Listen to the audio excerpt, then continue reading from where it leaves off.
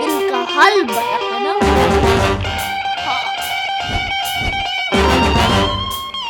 इस तरह लोग गाँव वाले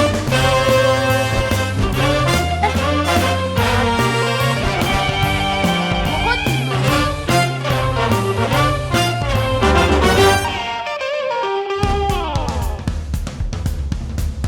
अल्लाह मुफक्किर की दौलत पाई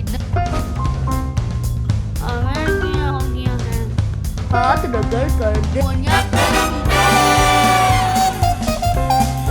बहुत मजा आता है ये सब देख कर।